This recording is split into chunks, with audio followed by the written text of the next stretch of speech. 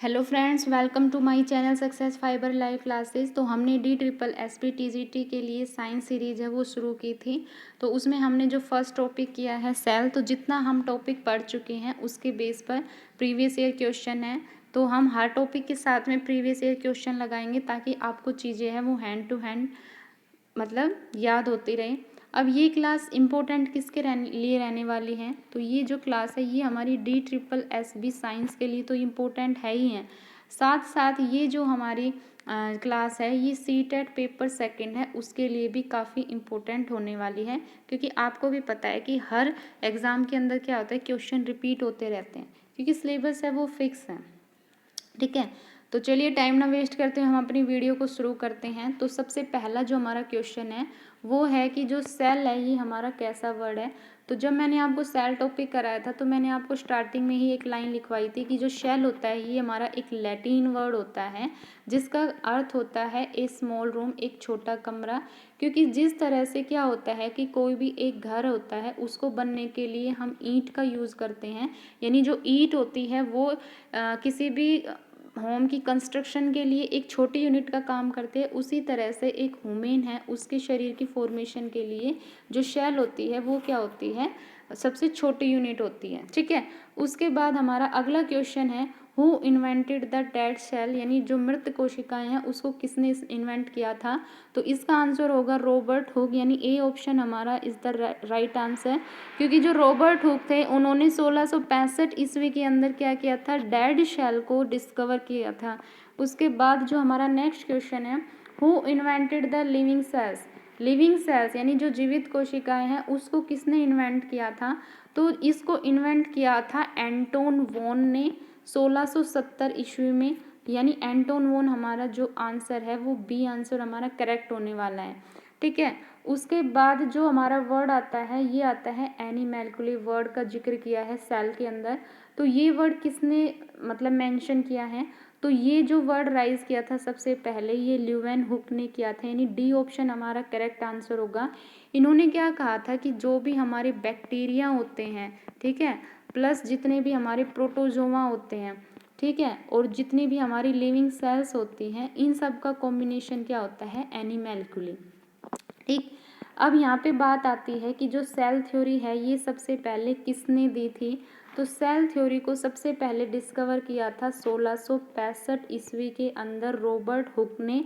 ठीक है, तो इसका आंसर होगा ए।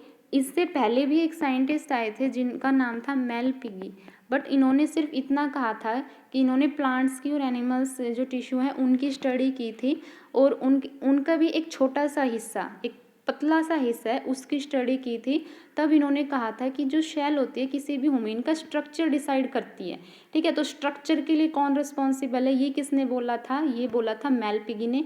बट अगर आपसे पूछा जाए कि सेल थ्योरी किसने डिस्कवर की थी सबसे पहले, तो रॉबर्ट हुक ने की थी। ठीक है, उसके बाद आता है एम स्किल्डन। जो एम स्किल्डन है वो कौन है, तो एम स्किल्डन तो मैं आपको थोड़ा डिटेल में बता देती हूँ इसको। भाई 1665 ईस्वी में तो रॉबर्ट हुक ने अपनी सेल थ्योरी दी थी, बट इसके बाद क्या हुआ था कि दो साइंटिस्ट और आए थे। एक तो थे हमारे एम स्किल्डन और दूसरे थे टी स्वान। ठीक है, जो एम स्किल्डन थे इन्होंने 1838 के अंदर और टी स्वान ने जस्ट इसके एक साल बाद यानी 1839 के अंदर सेल थ्योरी दी थी। ठीक है, पर जो एम स्किल्डन थे ना इन्होंने क्या किया था, इन्होंने अपनी जो सेल थ्योरी दी थी ना वो प्लांट्स की स्टडी करके दी थी। ठीक है, और आपको पता है कि जो प्लांट्स की स्टडी करते हैं उनको हम क्या बोलते हैं, बोटनिस्ट। ठीक है, और जो कि टी स्वान थे हमारे, इन्होंने किसकी स्टडी की थी, इन्होंने एनिमल की स्टडी की थी। तब जाके इन्होंने अपनी सेल थ्योरी दी थी। और जो एनिमल की स्टडी करते हैं उनको हम क्या बोलते हैं, जूलॉजिस्ट। तो ये क्वेश्चन जब मैंने जिस टाइम रीट का एग्जाम दिया था तो उस टाइम ये यूं का यूं पूछा गया था कि M Skildon and T Swan is, तो उसमें ऑप्शन को घुमा के दिया हुआ था, बोटनिस्ट जूलॉजिस्ट, जूलॉजिस्ट बोटनिस्ट, तो इस तरह से दिया हुआ था। ठीक है, उसके बाद जो हमारा नेक्स्ट क्वेश्चन आता है वो है कि जो ओमिनस सेलुला ई सेलुला वर्ड है ये सबसे पहले मतलब किसने दिया था। तो ये जो वर्ड दिया था हमारा, ये दिया था रुडोल्फ विर्चो ने 1885 के अंदर। ठीक है भाई, 1838 और 39 में तो क्या था, एम स्किल्डन और टी स्वान ने सेल थ्योरी दी थी, बट 1885 के अंदर क्या हुआ, 1885 में जो रुडोल्फ विर्चो थे ना, इन्होंने क्या किया था, सेल थ्योरी में कुछ और नई चीज़ें ऐड की थी अपने एनालिसिस के बेस पर। तब इन्होंने उस थ्योरी को नाम दिया था मॉडर्न सेल थ्योरी।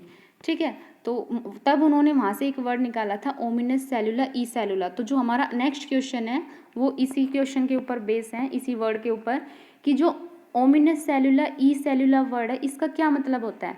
तो रुडोल्फ विर्चो ने कहा था कि कोई भी जब नई सेल जन्म लेती है तो उसका जो जन्म होता है ना, वो पहले से जो लिविंग सेल एग्जिस्ट कर रही है ना उससे होता है। ठीक है, तो यही इसका मीनिंग होता है। तो राइट ऑप्शन हमारा ए होगा। ठीक, उसके बाद जो हमारा नेक्स्ट क्वेश्चन है वो कह रहा है कि which is the hereditary units of an organism. तो हेरिडिटरी यूनिट क्या होती है, सेल। ठीक है, तो अभी मैं आपको थोड़ा सा यहाँ पे रुडोल्फ विर्चो ने जो थ्योरी दी थी वो बता देती हूँ। तो 1885 में क्या कहा था कि रुडोल्फ विर्चो ने अपनी सेल थ्योरी में कुछ मतलब नई चीज़ें ऐड की थी। तो पहला तो उसने यही बोला था कि कोई भी नई सेल का ओरिजिन होता है वो पहले से एग्जिस्ट कर रही लिविंग सेल से होता है, मतलब जीवित कोशिकाओं से होता है।